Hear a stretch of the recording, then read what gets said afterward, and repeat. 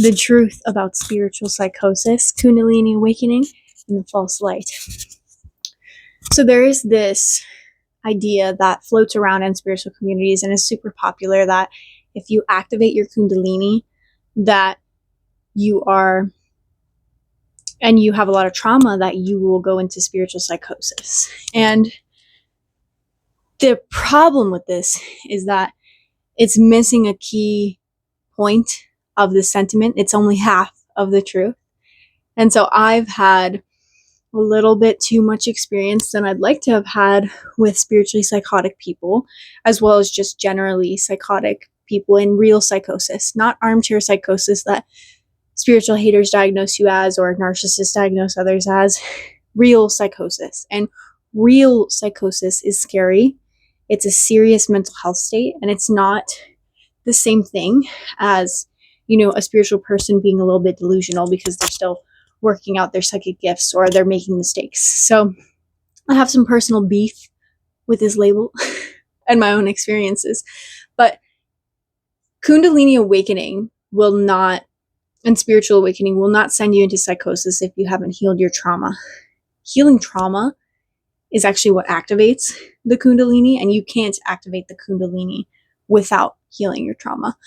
And what it really means, though, is that if you spiritually awaken and you activate your Kundalini and you have bad intentions, you will go into spiritual psychosis. Why is that? Because you align yourself with the false light.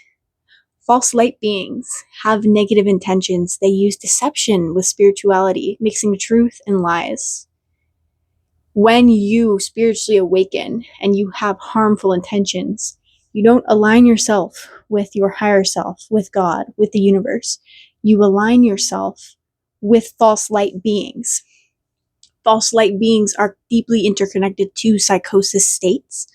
Not everyone in psychosis is experiencing false light beings, but false light beings are connected to psychosis. I have dated a dude with diagnosed psychosis. I'm not just claiming that he was psychotic. He was diagnosed with psychosis. And it was very evident that he had psychosis. And don't ask me why I dated him. I don't know. But he was also a predator. He was also a predator. And I'm going to go into this video a little bit later, the false light manipulation tactics that relate to psychosis that false light spiritual manipulators use. But yeah, if you spiritually awaken and you have bad intentions, you align yourself with the false light. And that can create these states of psychosis. And it's like these kind of bad intentions are like intentions to harm people, to have power over others, to influence others negatively, to influence others with spirituality. This is a really nasty desire that men have. Some men, some women have.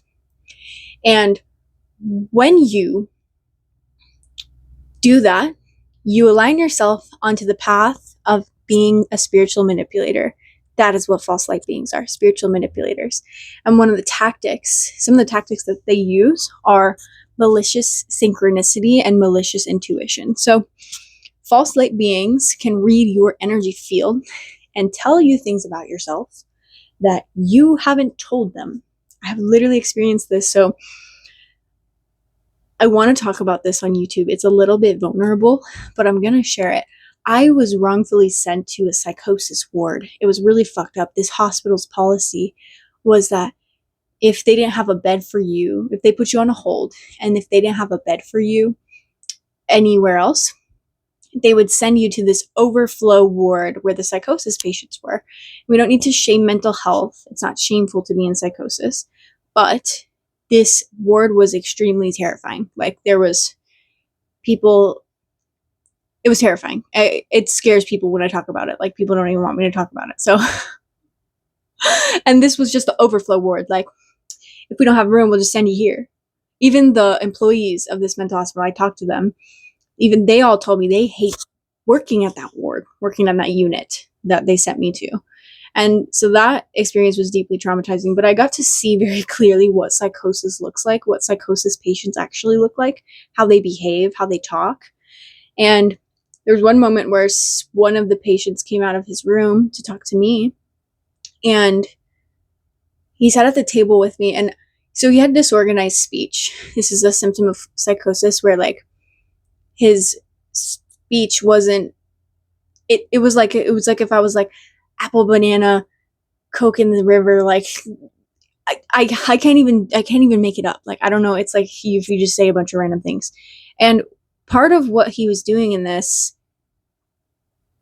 was he told me a bunch of things about myself. He also told me that he wanted to hurt people and kill people. And I was in a like traumatized state of like fawning is what happened to me. And I was just like smiling, even though like my body's like, this guy is crazy. But he started telling me a bunch of things about myself. And then I was like, how did you know that about me? And it was more like, how did you know that about me? And then he was like, what did he say? He said, you just told me. Dead serious. He said, because you just told me. That's creepy. That's extremely creepy. And it was fucking creepy. It still creeps me out to this day. I'm like, what the fuck happened? What was that? What was that? I wasn't in psychosis, by the way, either. I wasn't. Even the doctors told me, they were like, we don't know how to help you, and we don't know why you're here. And one of the therapists there apologized to me and told me how messed up it was. And like, I just talked to the staff the whole time, and they were really cool. There was some, it was cool. But,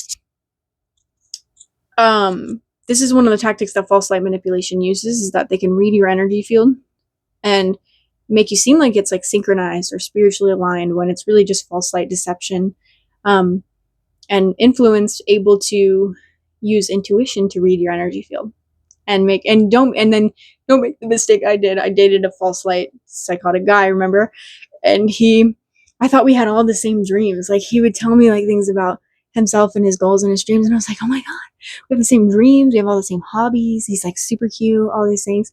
And that was part of the false light influence. And I've experienced this with multiple people who are in these like disorganized states where they are almost like fragmented in the collective consciousness, where they can like pick up on you and what you are and yourself. And narcissists in general work like this, where they don't have their own sense of self.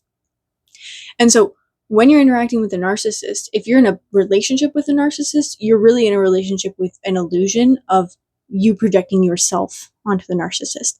But narcissists in general, they kind of siphon the energy of those around them, and they just become the selves of those around them. And if you interact with a narcissist, I've experienced this, if you interact with a narcissist and you have the energetic boundaries to where they can't mimic or siphon your energy and siphon your sense of self, you will see them very clearly how like incoherent their inner world is, and how there's like no one there. It's like a black hole. It's like really interesting to see. Like, they're not there.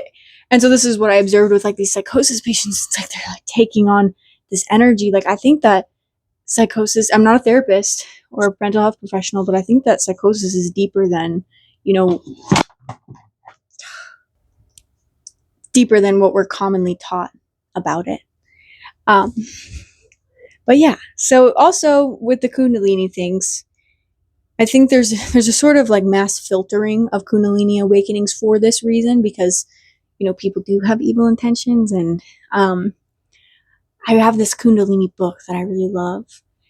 And they share in that book that all the like fear mongering around Kundalini awakening is to prevent those who are not ready to, have this type of awakening from awakening with it. But understand the psychosis aspect is for people with bad intentions who align themselves with the false light and false light beings, rather than the real light of their soul. So, thank you for watching. My name is Abigail Ellington. I help people understand themselves, others, and the world, come back to their true selves, release their conditioning, and become the type of person that manipulators and abusers can't access anymore. Thank you for watching, and make sure to like, comment, and subscribe, and I'll see you in the next one.